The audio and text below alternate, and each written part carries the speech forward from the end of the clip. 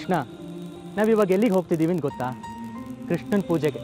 ಅಲ್ಲಿ ಕೃಷ್ಣನ ವಿಗ್ರಹ ಇಟ್ಟಿರ್ತಾರೆ, ಕೃಷ್ಣನ ಹಾಡುಗಳು ಹೇಳ್ತಿರ್ತಾರೆ, ಭಜನೆ ಮಾಡ್ತಿರ್ತಾರೆ, ಡಾನ್ಸ್ ಮಾಡ್ತಿರ್ತಾರೆ. ಬೇಕಾದ್ರೆ ನೀನು ಡಾನ್ಸ್ ಮಾಡ್ಬೋದು. ಇವತ್ತು ಹೇಗೆ ಕಾಣಿಸ್ತಿದ್ಯಾ ಗೊತ್ತಾ? ನೀನು ಒಳ್ಳೆ ಹೀರೋ ಥರ ಇದೆಯಾ. ಒಂದು ಹೀರೋಯಿನ್ ಹುಡುಕಿ ನಿಂಗೆ ಬೇಗ ಮದುವೆ ಮಾಡಿಸ್ಬಿಡೋಣ. ಹೇಳೋದನ್ನು ಮರಿಬೇಡ, ಹೇಳೋದನ್ನು ಮರಿಬೇಡ, ಹೇಳೋದನ್ನು ಮರಿಬೇಡ. ಮದಿಯವ್ರೆ, ಏನು ಹೇಳ್ಕೊತಾ ಇದ್ದೀರಾ? ಅದೇ ಮರ್ತೋಗ್ಬಿಡತ್ತೆ, ಅದಕ್ಕೆ ಹೇಳ್ಕೊಳ್ತಿದ್ದೀನಿ. ಏನಂತ? ಹೇಳಿದ್ದನ್ನು ಮರಿಬೇಡ ಅಂತ. ಯಾರು ಹೇಳಿದ್ದು?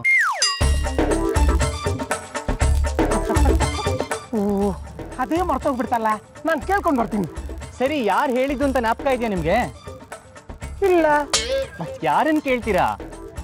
ಓ, ಅದೇ ಅಲ್ಲ, ಯಾರನ್ನು ಕೇಳೋದು? ಒಂದು ನಿಮಿಷ ಕೇಳ್ಕೊಂಡು ಬರ್ತೀನಿ. ಮರಿಯವ್ರೆ,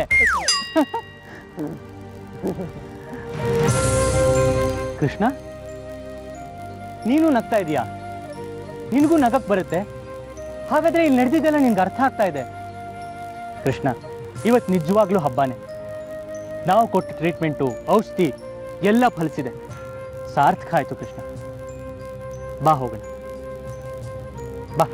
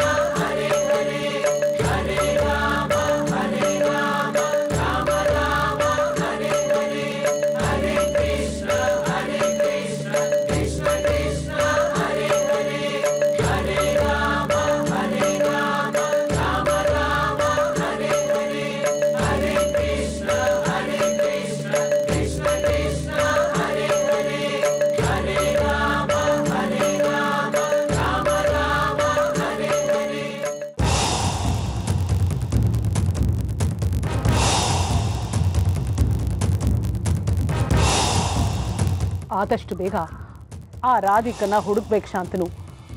ಅವಮಾನದ ಮೇಲೆ ಅವಮಾನ ಆಗ್ತಾನೆ ಇದೆ. ಇದರಿಂದ ನಾವು ಹೊರಗೆ ಬರಬೇಕು ಕಣೋ. ನಾನು ಮನಸ್ಸು ಮಾಡಿದ್ರೆ ಏನು ಬೇಕಾದ್ರೂ ಮಾಡ್ತೀನಿ. ಅಂದರೆ ಟೈಮ್ ಕಮ್ಮಿ ಇದೆ. ಹೋಟೆಲ್ ಕೇಸ್ ತೀರ್ಮಾನ ಆಗಿ ನಾನು ಜೈಲಿಗೆ ಹೋಗಕ್ಕೆ ಮುಂಚೆ ಆ ಭಾರದ್ವಾಜ್ ಕುಟುಂಬ ಬೀದಿಗೆ ಬರಬೇಕು. ಬಂದೇ ಬರುತ್ತೆ.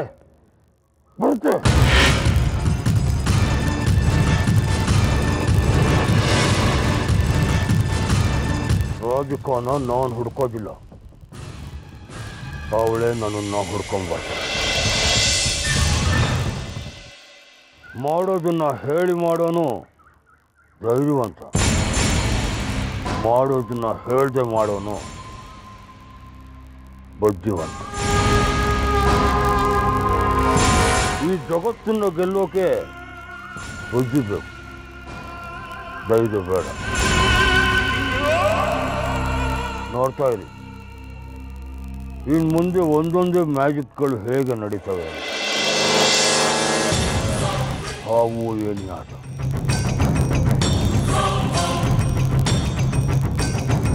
ರಾಧಿಕಾ ಭಾರದ್ವಾಜ್ ಕುಟುಂಬದ ವೀಕ್ ಪಾಯಿಂಟ್. ಅವಳೊಬ್ರು ನಮ್ಮ ಕೈ ಸಿಕ್ಕಾಕೊಂಡ್ರೆ ಬೇಕಾದ್ರನ್ನೆಲ್ಲ ಬೇಕಾದಾಗ ಆಟ ಆಡಿಸ್ಬೋದು. ಸೊಸೆ ಮನೆ ಕಣ್ಣಿಗೆ ಹೋದ್ರೆ ಇಡೀ ದೇಹ ವಿಲ ವಿಲ ಅಂತ ಒದ್ದಾಡುತ್ತೆ. ಹಾಗಿದ್ರೆ ಈಗ ರಾಧಿಕಾ ವಾಪಸ್ ಬರೋ ಹಾಗೆ ಮಾಡ್ತೀಯಾ? ಕುತೂಹಲಕ್ಕೆ ಕೇಳ್ತಿದ್ದೀನಿ, ಹೇಗೆ ಮಾಡ್ತೀಯಾ?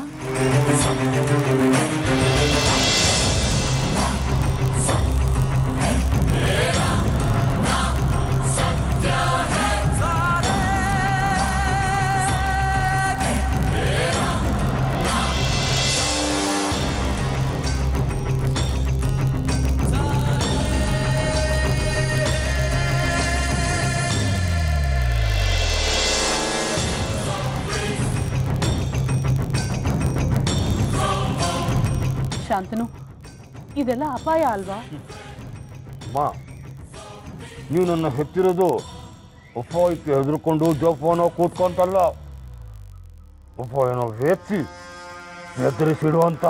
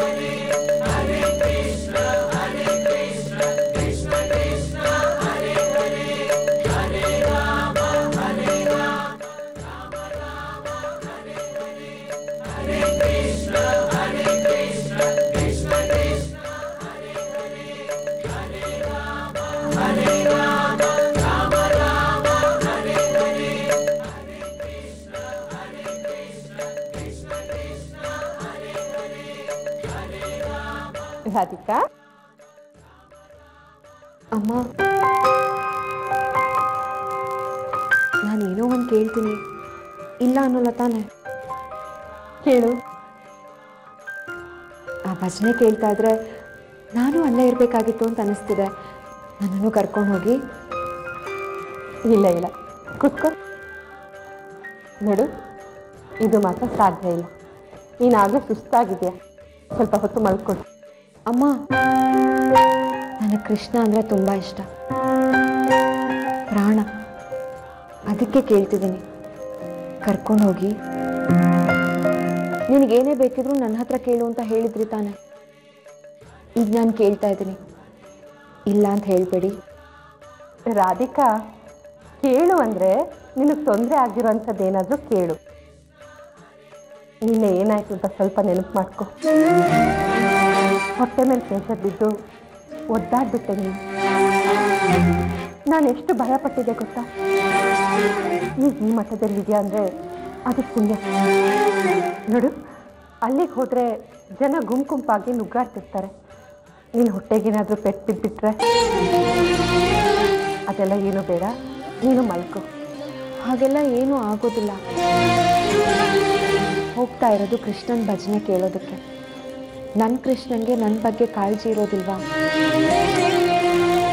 ಎಂತೆಂಥ ಆಪತ್ತು ಬಂದಾಗಲೇ ಅವನು ನನ್ನನ್ನು ಕಾಪಾಡಿದ್ದಾನೆ. ಇವಾಗ ಕಾಪಾಡೋದಿಲ್ವಾ? ನನ್ನ ಜೀವನನೇ ತುಂಬ ಕಷ್ಟದಲ್ಲಿದೆ. ಅದಕ್ಕೆ ಹೆದರ್ಕೊಳ್ಳದೆ ನಾನು ನಡೀತಿದ್ದೀನಿ. ಇನ್ನು 4 ಜನ ಇರೋ ಜಾಗದಲ್ಲಿ 4 ಹೆಜ್ಜೆ ನಡೆಯೋದು ದೊಡ್ಡ ವಿಷಯನಾ? ದಯವಿಟ್ಟು ಅಮ್ಮ, ಇಲ್ಲ ಅಂತ ಹೇಳಬೇಡಿ, ನನ್ನ ಕರ್ಕೊಂಡು ಹೋಗಿ. ಯಾಕೆ ಇವತ್ತು ಇಷ್ಟೊಂದು ಹಠ ಮಾಡ್ತಿದ್ಯಾ? ಕೃಷ್ಣನ್ಗೋಸ್ಕರ, ಕೃಷ್ಣನ ಮೇಲಿನ ಭಕ್ತಿಗೋಸ್ಕರ. ನನ್ನ ಹೊಟ್ಟೆಲಿರೋ ಮಗು ಈಗಿಂದಾನೇ ಇವನ್ನೆಲ್ಲ ಕೇಳಿ ಕೇಳಿ ಕೃಷ್ಣನ ಮೇಲೆ ಪ್ರೀತಿ ಶುರುವಾಗ್ಬಿಡ್ಬೇಕು ಆ ಮಗುಗೆ. ಆಗಲೇ ನನಗೆ ಮುದ್ದಾಗಿರೋ ಕೃಷ್ಣ ಹುಡ್ತಾನೆ. ಇಲ್ಲ ಅಂದರೆ ಕೃಷ್ಣನೇ ಪ್ರೀತಿಸ್ತಿದ್ಲಲ್ಲ ರಾಧೆ, ರಾಧೆ ಹುಡ್ತಾಳೆ. ಇಲ್ಲ ಅನ್ಬೇಡಿಮ್ಮ, ದಯವಿಟ್ಟು ಅಮ್ಮ. ಇನ್ನು ನಾನೇನು ಹೇಳೋಕ್ಕಾಗಲ್ಲ. ದೇವರಿಚ್ಛೆ ಹೇಗಿದೆಯೋ ಹಾಗೆ ನಡೀಲಿ. ಬಾ.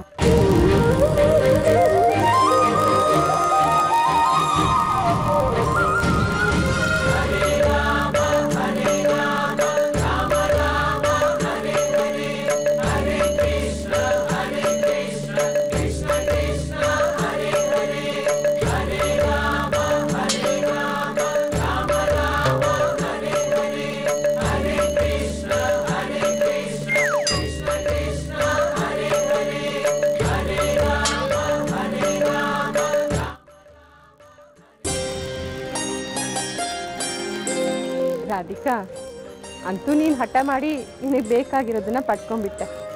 ನನ್ನ ಬಾಯಿ ಮುಚ್ಚಿ ಬಸ್ನಾಗ ಕರ್ಕೊಂಡು ಹೋಗೋ ಹಾಗೆ ಮಾಡಿಬಿಟ್ಟಿಯಲ್ಲ. ನೀವು ಅಷ್ಟೇ ತಾನೇ, ಹಠ ಮಾಡಿ ನನ್ನ ನಿಮ್ಮ ಮನೆಗೆ ಕರ್ಸ್ಕೊಂಡೇ ಬಿಟ್ರಿ. ಅಮ್ಮ ಅವರೇ, ಹಾಂ, ಎಲ್ಲರೂ ಶ್ವೇತವಸ್ತ್ರ ಧರಿಸ್ಕೊಂಡೇ ಹೋಗಬೇಕು ಅಂತ ಗುರೂಜಿ ಹೇಳಿದ್ದಾರೆ. ನೀವು ಹಾಗೆ ಭಜನೆಗೆ ಹೋಗೋ ಹಾಗಿಲ್ಲ, ಶ್ವೇತವಸ್ತ್ರ ಹೊತ್ಕೊಂಡೇ ಹೋಗಬೇಕು. ನಾನು ಮರ್ತೇ ಬಿಟ್ಟಿದ್ದೆ.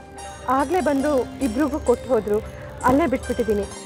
ಒಂದು ಕೆಲಸ ಮಾಡ್ತೀನಿ, ನಾನು ಹೋಗಿ ತಗೊಂಡು ಬಂದುಬಿಡ್ತೀನಿ, ನೀನು ಇಲ್ಲೇ ಇರು. ಸರಿ ರಾಧಿಕಾ, ನಾನು ಹೋಗಿ ಡ್ರೆಸ್ ಹಾಕೊಂಡ್ಬರ್ತೀನಿ.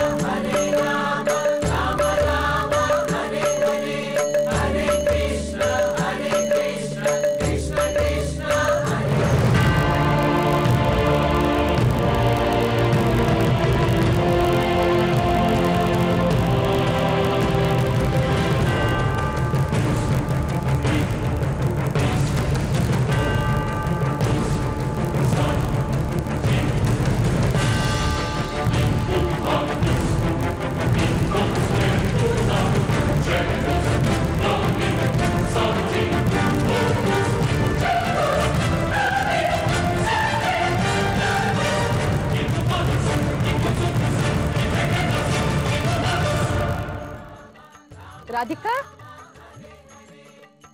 ಎಲ್ಲೋಗ್ಬಿಟ್ಲು? ಅಲ್ಲೇ ಇರು ಅಂತ ಹೇಳಿದ್ನಲ್ಲ, ಎಲ್ಲಿಗೂ ಹೋಗ್ಬಿಟ್ಟಿದ್ದಾಳೆ? ರಾಧಿಕಾ, ರಾಧಿಕಾ,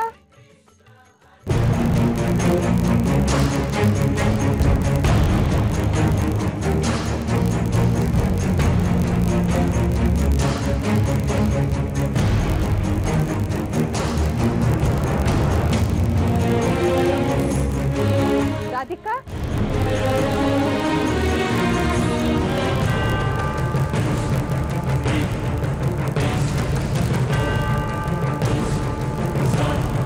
ರಾಧಿಕಾ, ರಾಧಿಕಾ,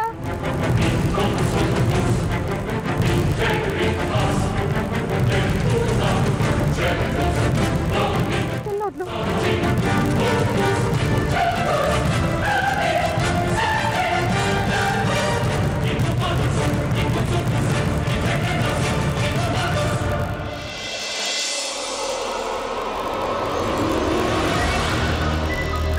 ರಾಧಿಕಾ, ನಾನು ಅಲ್ಲೇ ಇರೋದಕ್ಕೆ ಹೇಳ್ದೆ ತಾನೆ, ನೀನು ಇಲ್ಲಿಗೆ ಯಾಕೆ ಬಂದೆ? ಅಮ್ಮ, ನಾನು ನನ್ನ ಯಜಮಾನ್ರನ್ನ ನೋಡಿದೆ. ನನ್ನ ಗಂಡ ಇದೇ ಆಶ್ರಮದಲ್ಲೇ ಇದ್ದಾರೆ. ಅವ್ರನ್ನ ಹುಡ್ಕೊಂಡು ಬಂದೆ. ನಿನ್ನ ಗಂಡನ ಇಲ್ಲಿಗೆ ಬಂದಿದ್ದಾರಾ? ಹಾಂ, ಹೌದು, ನಾನೇ ನೋಡಿದೆ. ಆದರೆ ನಾನು ಅವ್ರ ಹತ್ರ ಹೋಗೋ ಅಷ್ಟೇ ಅವ್ರು ದೂರ ಹೊರಟೋದ್ರು. ಯಾವ ಕಡೆ ಹೋದ್ರು? ಈ ಕಡೆ ಬಂದ್ರು, ಅದಕ್ಕೆ ಬಂದೆ. ಆದ್ರೆ ಈಗಿಲ್ಲೆಲ್ಲೂ ಕಾಣಿಸ್ತಾನೆ ಇಲ್ಲ. ರಾಧಿಕಾ, ಗಾಬರಿ ಆಗ್ಬೇಡ, ಹುಡ್ಕೋಣ ಬಾ.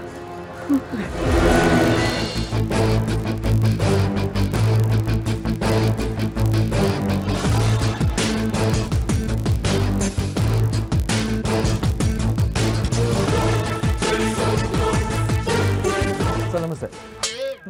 ನಮಸ್ತೆ. ಏನು? ನಾನು ಶ್ರೀ ಅಂತ. ಶ್ರೀ ಅಂದ್ರೆ? ನನ್ನ ಹೆಸರು. ಹೆಸರಿನ ಹಿಂದ್ಗಡೆ ಶ್ರೀ ಹಾಕೊಳ್ಳೋದನ್ನು ಕೇಳಿದ್ದೀನಿ. ಶ್ರೀ ರಾಘವೇಂದ್ರ, ಶ್ರೀ ರಾಮಚಂದ್ರ, ಶ್ರೀ ಕೃಷ್ಣ ಅಂತ ಶ್ರೀ ಅಂತ ಹೆಸರು ಇಟ್ಕೊಳ್ಳೋದನ್ನು ಇವತ್ತೇ ಕೇಳಿದ್ದು. ಏನು ವಿಷಯ?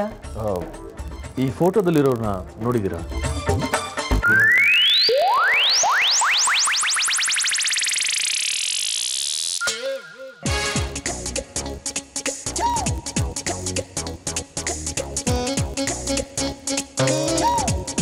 ಯಾರಿದು?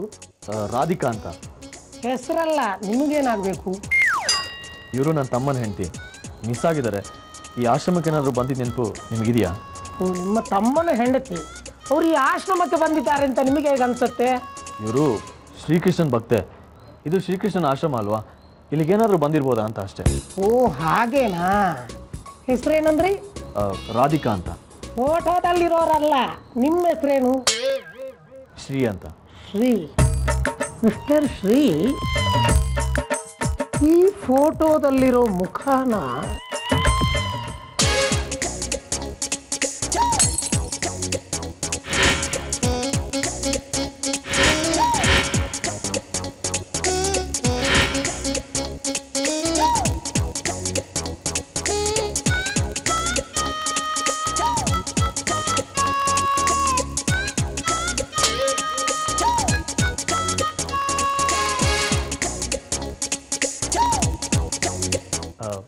ಸರ್ ನೋಡಿದ್ದೀರಾ?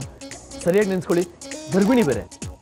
ಈ ಫೋಟೋದಲ್ಲಿ ಹುಡುಗಿನ ಫೋಟೋ ಇಟ್ಕೊಳ್ಳಿ. ನೋಡಿದ್ ನೆನಪಿಲ್ಲ, ನನ್ನ ಪಾತ್ರೆ ಬಂದು ಹೇಳ್ತೀನಿ. ಕರೆಕ್ಟು.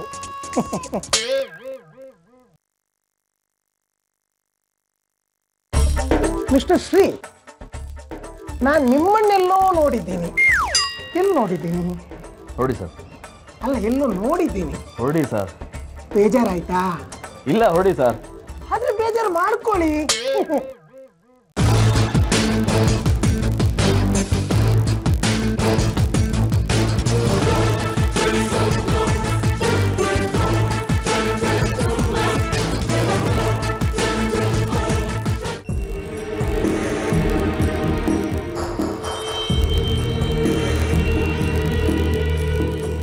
ರಾಧಿಕಾ, ಎಲ್ಲಮ್ಮ ನಿನ್ ಗಂಡ? ಎಲ್ಲೂ ಕಾಣ್ತಿಲ್ವಲ್ಲ? ಇಲ್ಲ, ಈಗ ತಾನೇ ನಾನು ಅವ್ರನ್ನ ನೋಡಿದೆ. ಈ ಕಡೆನೇ ಎಲ್ಲೋ ಬಂದ ಹಾಗಾಯ್ತು. ಬನ್ನಿ ಹುಡ್ಕೋಣ. ಆದರೆ ಅವ್ರ ಆಶ್ರಮಕ್ಕೆ ಯಾಕೆ ಬರ್ತಾರೆ ಹೇಳು? ಹೋಗಿ, ಅವ್ರು ಯಾವ ಬಟ್ಟೆ ಹಾಕ್ಕೊಂಡಿದ್ರು? ಅದು ನಾನು ಅವ್ರ ಮುಖ ಮಾತ್ರ ನೋಡಿದೆ, ಬಟ್ಟೆನೆಲ್ಲ ಗಮನಿಸ್ಲಿಲ್ಲ. ಆದರೆ ನನಗೆ ಗೊತ್ತು, ಅವ್ರು ಇಲ್ಲೇ ಎಲ್ಲೋ ಇದ್ದಾರೆ. ನನ್ನ ಕಣ್ಣು ನನಗೆ ಮೋಸ ಮಾಡೋದಿಲ್ಲ. ಈ ಸಲ ಅವ್ರ ಕೈ ತಪ್ಪು ಹೋಗೋ ಮುಂಚೆ ನಾನು ಅವ್ರನ್ನ ಹುಡುಕ್ಬೇಕು. ಬನ್ನಿ ಹುಡ್ಕೋಣ. ಬನ್ನಿ.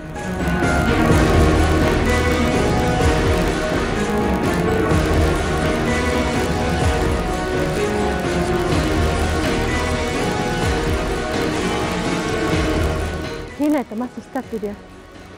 ಕೂತ್ಕೋ.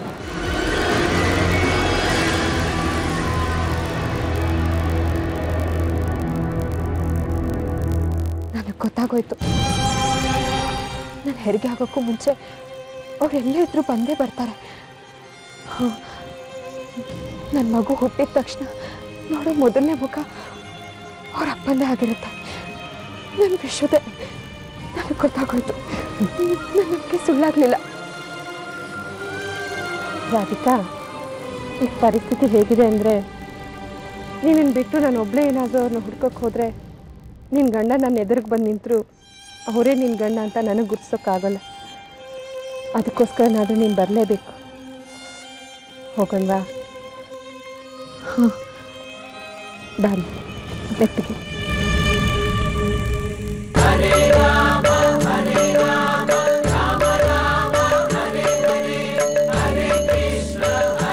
Krishna Krishna Krishna